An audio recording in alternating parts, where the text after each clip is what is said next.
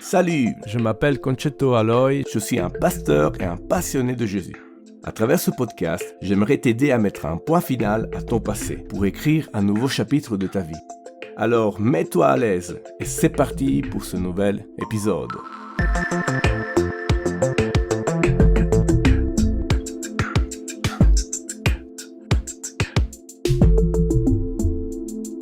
Bienvenue sur Nouveau Départ, le podcast de ceux qui veulent recommencer. Nous voici un mois après avec un nouveau épisode avec beaucoup d'enthousiasme. Je crois que Dieu a quelque chose à nous partager afin de pouvoir vivre un nouveau départ. Alors si on ne se connaît pas, je m'appelle Concetto, je suis italien, c'est pour cela que j'ai un petit accent et parfois j'ai fait des petites erreurs de français, sois miséricordieux.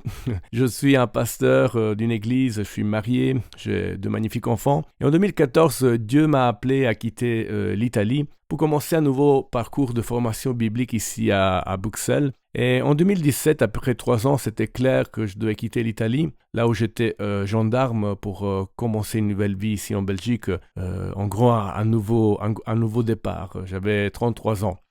Si tu connais pas l'objectif du podcast, chaque mois, en fait, je partage l'histoire biblique d'un personnage, un personnage qui a vécu un avant un peu glorieux, fait d'échecs, de situations difficiles, mais ensuite une rencontre avec Dieu, une rencontre avec Jésus, le Saint-Esprit, qui a permis quelque chose de nouveau, un nouveau départ, une nouvelle aventure de foi. Et tout cela pour te montrer qu'un nouveau départ est possible pour toi aussi. Alors, si les contenus de ces podcasts t'encouragent, n'hésite pas à les partager autour de toi.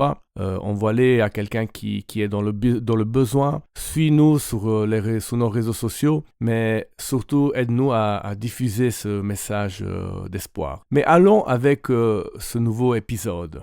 Ce nouveau épisode que j'ai intitulé « Me voici ». Pourquoi intituler un podcast, un épisode de Me voici ? Parce que Me voici, c'est la réponse de certains grands serviteurs de Dieu à son appel à le servir. Si on prend l'exemple de Moïse, Dieu l'appelle du milieu du buisson ardent après 40 ans de désert pour délivrer son peuple en Égypte. Et lui, il répond « Me voici ».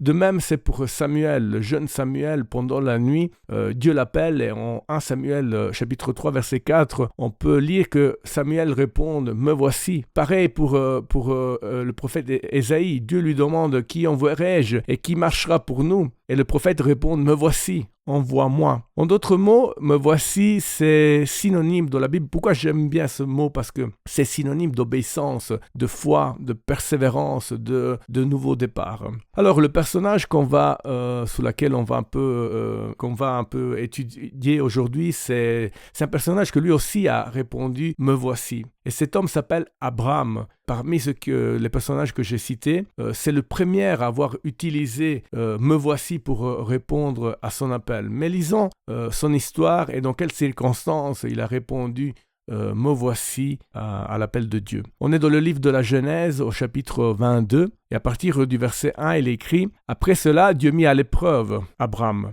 Il lui dit « Abraham ». Celui-ci répondit « Me voici ». Dieu dit « Prends ton fils unique, celui que tu aimes, Isaac, va-t'en au pays de Moria, et là offre-le en holocauste sur l'une des montagnes que je t'indiquerai. » Abraham se leva de bon matin, sella son âne et prit avec lui ses serviteurs et son fils Isaac. Il fondit du bois pour l'holocauste et partit pour aller à l'endroit que Dieu lui avait indiqué. Allons maintenant au verset 9. Lorsqu'ils furent arrivés à l'endroit que Dieu lui avait indiqué, Abraham y construit un autel et rangea le bois. Il attacha son fils Isaac et le mit sur l'autel par-dessus le bois. Puis Abraham tendit la main et prit le couteau pour égorger son fils. Alors l'ange de l'Éternel l'appela depuis le ciel et dit « Abraham, Abraham !» Il répondit « Me voici !» L'ange dit « Ne porte pas la main sur l'enfant et ne lui fais rien, car je sais maintenant que tu crains Dieu et que tu ne m'as pas refusé ton fils unique. » Abraham leva les yeux et il vit derrière lui un bélier retenu par les cornes dans un buisson. Il alla prendre le bélier et l'offrit en holocauste à la place de son fils. Abraham donna à cet endroit le nom de Yahvé-Jiré. C'est pourquoi l'on dit aujourd'hui à la montagne de l'Éternel, il sera pourvu. L'ange de l'Éternel appela une 10e fois Abraham depuis le ciel. Il dit, je le jure par moi-même, déclaration de l'Éternel. Parce que tu as fait cela et que tu n'as pas refusé ton Fils unique, je te bénirai et je multiplierai ta descendance. Elle sera aussi nombreuse que les étoiles du ciel, pareille au sable qui est au bord de la mer. De plus, ta descendance possédera les villes de ses ennemis, et toutes les nations de la terre seront bénies en ta descendance, parce que tu m'as obéi. Waouh, quelle incroyable histoire! Je ne pouvais pas m'empêcher de te la lire, une histoire d'obéissance. Une histoire où Abraham démontre avec ses actes qu'il veut obéir et plaire à Dieu. Mais avant d'aller plus loin, comme d'habitude, regardons un petit peu au contexte de cette histoire. Dieu a choisi Abraham. Il a appelé à quitter sa ville natale, de quitter sa famille. C'était une ville natale, c'était une famille qui était dans l'idolâtrie. Dieu lui demande de partir et il lui fait une promesse. Il lui dit, tu auras une grande descendance et à travers ta descendance, toute la terre sera bénie.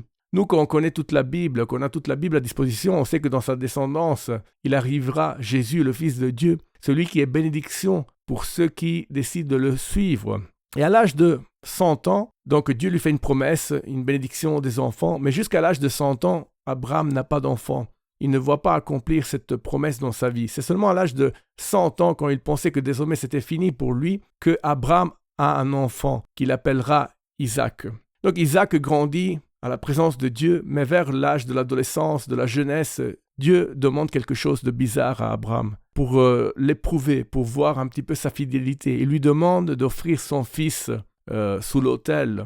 Et voici que Abraham, comme on a lu, il répond « Me voici ». Il est disponible, il accepte d'obéir à Dieu, même ce que Dieu demande, c'est impossible. Et c'est grâce à cette obéissance que Abraham, appelé aussi le père de la foi, il va inaugurer une longue liste de héros de la foi, que grâce à leur obéissance ont écrit des pages importantes du peuple d'Israël et de la Bible. Et j'espère que toi aussi tu puisses répondre « Me voici ». Si Dieu t'appelle à mettre quelque chose d'important pour toi sous l'autel du sacrifice, réponds-lui « Me voici » parce que par expérience, je peux te garantir que Dieu veut te bénir personnellement et veut aussi t'utiliser pour bénir les autres. Mais voyons un petit peu allons voir qu'est-ce qu'on peut comprendre de cette histoire. J'aimerais te donner trois conseils pour obéir, mais surtout pour accepter ce que Dieu te demande de sacrifier. Alors, le premier conseil que j'aimerais te donner, c'est obéir même si c'est illogique. Et c'est ce que Abraham a fait. Offrir son fils, c'était quelque chose d'illogique. Dieu n'a jamais approuvé les sacrifices humains que les autres peuples, les autres religions faisaient au temps d'Abraham. Donc c'est quelque chose d'illogique. Et pourquoi cette requête illogique? Parce que Dieu veut mettre à l'épreuve Abraham. On l'a lu au verset 1 et 2. Il lui demande d'aller dans ce pays de Moria et là offrir en holocauste sous la montagne qu'il indiquera son fils Isaac.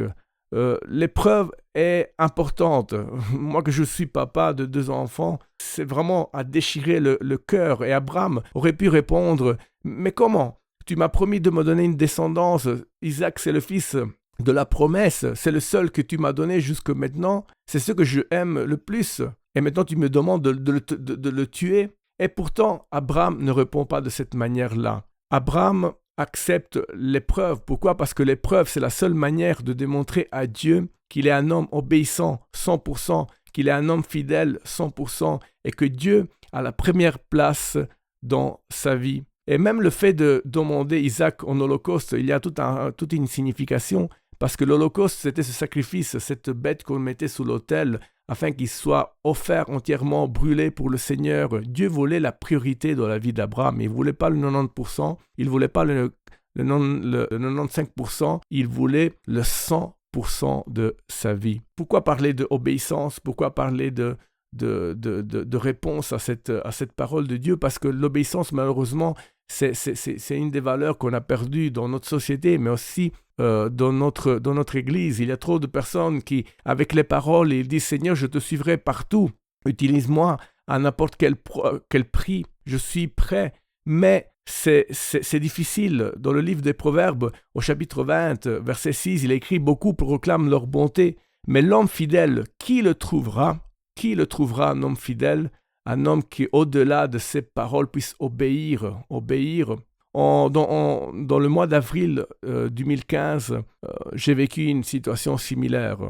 Dieu m'a demandé de sacrifier quelque chose pour pouvoir continuer à le suivre à l'école biblique. Donc, juste pour te faire comprendre, je suis parti en 2014 pour l'école biblique, mais j'avais que 11 mois de post-carrière. Après, je devais rentrer en Italie pour reprendre le travail. À partir du premier jour où je suis arrivé ici en Belgique, j'ai toujours prié et demandé à Dieu, Seigneur, fais-moi comprendre si je dois m'inscrire à la 2e année d'école biblique et continuer jusqu'à la 3e année. J'ai prié, mais Dieu n'a jamais répondu dans le mois d'avril 2015. Ça faisait 7-8 mois que j'étais ici en Belgique et l'école me demande de m'inscrire à la 2e année, mais c'était important de m'inscrire pour pouvoir garder l'appartement où j'habitais avec ma femme après le mariage. Donc j'avais aucune idée parce que je voulais pas rester ici en Belgique seulement pour mes envies, je voulais que ce soit Dieu à le confirmer. Et de l'autre côté, la post-carrière terminée, donc je devais retourner en Italie pour le travail. Et donc, je me rappelle, on avait une semaine de temps pour donner une réponse.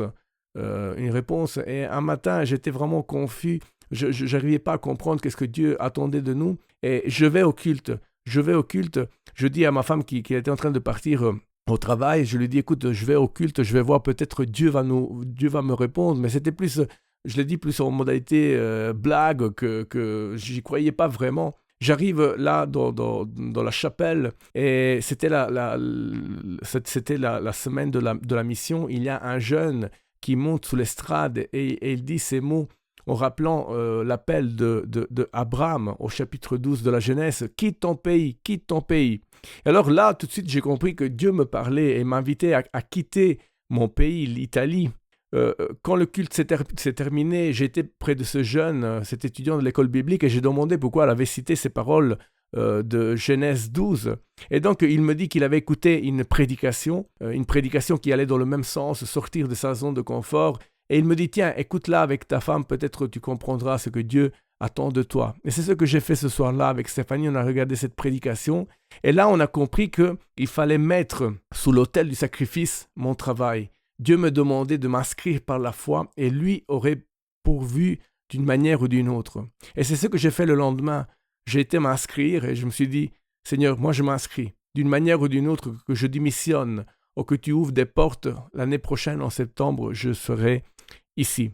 Mais mettons juste une pause à cette histoire. On reviendra après sur cette histoire.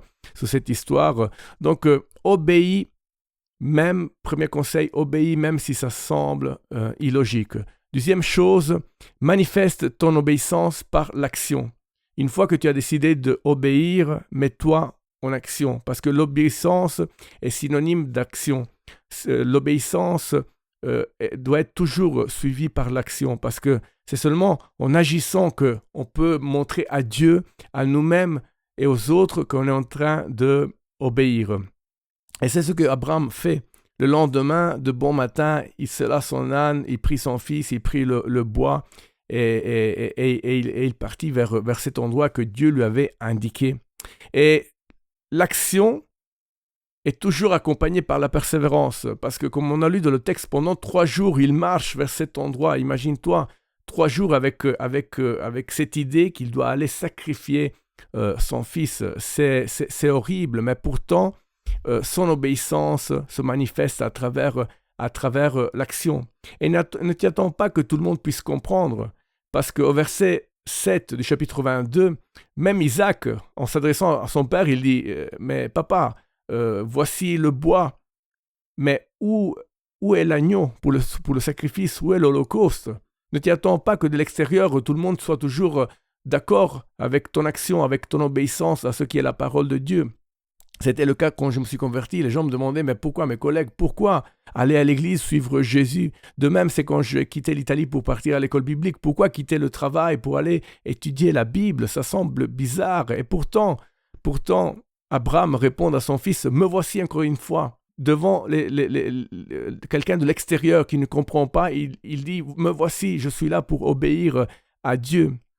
je suis là pour obéir à Dieu. Et même s'il y a des incompréhensions, Abraham y répond avec foi en disant au verset 8, « Mon fils, Dieu pourvoira lui-même l'agneau pour l'Holocauste. » Et les deux continuèrent à marcher ensemble. Il est capable de donner une réponse et de marcher, même si de l'extérieur, on comprend pas. Donc, décide d'obéir, mais surtout, mets-toi en action. Et maintenant, on arrive au troisième conseil, au troisième point. J'aimerais te dire que ton obéissance produira la provision. Parce que Abraham, à un moment donné, après 3 jours de marche, arrive là où le sacrifice doit être fait, où Isaac doit mourir. Et c'est là que Abraham dispose l'autel, il prépare le bois, il attacha son fils Isaac sur l'autel, par-dessus du bois. C'est là qu'il lève le couteau pour égorger son fils. Mais comme on l'a lu au verset 11, c'est là que Dieu l'arrête. L'ange de l'Éternel, verset 11, l'appela depuis le ciel et il dit « Abraham, Abraham !» Il répondit encore une fois « Me voici !» Abraham avait démontré son obéissance à Dieu. Et c'est pour cela que Dieu dit « Je sais maintenant que tu crains Dieu et que tu ne m'as pas refusé ton fils unique, celui que tu aimais, la chose plus importante que tu avais dans cette vie, tu ne me l'as pas refusé. » Et c'est là que l'obéissance d'Abraham produit la provision de Dieu, parce qu'Abraham leva les yeux, on l'a lu au verset 13, et vit derrière lui un bélier retenu par les cornes dans un buisson. Il alla prendre le bélier et l'offrit en holocauste à la place de son fils. Voici que l'obéissance d'Abraham démontre à Dieu qu'il a la première place dans sa vie. Et là, l'obéissance produit la provision, parce qu'il y a un bélier retenu par les cornes derrière lui, un bélier qui va prendre la place d'Isaac sur l'autel. Mais comme je t'avais promis, revenons à mon histoire. Donc, comme je t'ai dit, ce soir-là, j'ai décidé de m'inscrire et c'est ce que j'ai fait. Moi et ma femme, on était d'accord pour mettre sous l'autel du sacrifice mon travail en Italie. Et le lendemain, après mon inscription à la 2e année, je me suis rappelé en fait que l'année d'avant, avant de partir, j'avais lu sur Internet qu'il y avait une loi des années 80, une loi qui permettait à quelqu'un, un employé de l'État, de partir à l'étranger et suivre sa femme si sa femme avait un contrat à l'étranger. Et c'était notre cas parce que Stéphanie travaillait ici comme sage-femme, elle avait un contrat et donc, selon ce que je lisais dans la loi, je pouvais la suivre. J'ai essayé d'appeler en caserne là en Italie et demander si quelqu'un connaissait cette loi, mais personne connaissait cette loi. Il me disait, on m'a répondu, Concetto, c'est impossible, jamais personne n'a demandé une loi, une post-carrière illimitée, parce que cette loi permettait une post-carrière illimitée. En fait, on te congelait le poste jusqu'au jour où j'aurais décidé de retourner en Italie. Et donc, avec beaucoup de foi et de confiance en Dieu, on a lancé le dossier, j'ai envoyé les papiers, et 3 semaines avant la deadline, le moment où je devais retourner normalement en Italie, voici que on m'a répondu et on m'a mis par écrit que je pouvais rester tout le temps que je voulais en Belgique pour continuer mes études. Gloire à Dieu! J'avais mis mon poste de travail sous l'autel du sacrifice et Dieu avait pourvu une situation pour continuer l'école biblique. Dieu avait pourvu. Bien sûr, en 2017, après, j'ai quitté quand même la gendarmerie, mais Dieu avait permis, Dieu m'avait montré que ma foi avait produit la provision de la part de Dieu. Donc, allons avec la conclusion de cette histoire. L'obéissance d'Abraham lui permettra de voir une grande descendance, parce que Abraham aura une grande descendance. D'ailleurs, c'est à partir de lui qui arrivera le peuple d'Israël avec les 12 tribus. Mais surtout, 36 générations après, il y aura la venue de Jésus. Comme Dieu avait promis, toute la terre sera bénie à travers sa descendance et Jésus arrivera. Jésus arrivera pour bénir, pour sauver, pour faire des miracles, pour transformer nos vies et surtout nous donner l'opportunité de vivre un nouveau départ. Alors si je regarde à ma vie, depuis ce choix de quitter le travail, de le mettre sous l'autel du sacrifice, 9 ans se sont écoulés. Bien sûr, ce n'est pas les 36 générations d'Abraham, Mais dans ces dernières 9 ans, combien de bénédictions j'ai pu voir dans ma vie, j'ai pu établir ma famille, j'ai pu rentrer dans le ministère, mais surtout on a vu avec ma femme des personnes venir à Christ. On a ouvert une église, on a implanté une église ici en Belgique avec des autres collaborateurs, bien sûr, une église qui fonctionne pour le quartier, pour les enfants, pour la banque alimentaire. On enseigne des âmes qui s'approchent à Jésus. Au jour d'aujourd'hui, je travaille dans les écoles où j'enseigne la religion protestante. J'enregistre ce podcast. Je viens d'écrire un livre que bientôt sortira. Combien de bénédictions en 9 ans, et simplement parce que j'ai obéi, même si ça semblait illogique, même si c'était absurde, j'ai décidé d'obéir à Dieu et lui donner toute ma vie. Et donc j'aimerais te dire, si comme Abraham, Dieu te met à l'épreuve, démontre-lui ton obéissance. Même si ça semble illogique, agis, et lui, il pourvoira. Lui, il bénira toi et tous ceux qui sont autour de toi. Et donc, nous sommes là aux salutations finales. Nous sommes ici à la fin de cet épisode. Merci de m'avoir écouté. C'était vraiment un plaisir de partager ce message avec toi. Si cet épisode t'a encouragé, partage-le autour de toi. Inscris-toi sur nos réseaux sociaux. Mais surtout, je te donne rendez-vous au mois prochain. Et n'oublie pas, mets un point final à ton passé et vis un nouveau départ.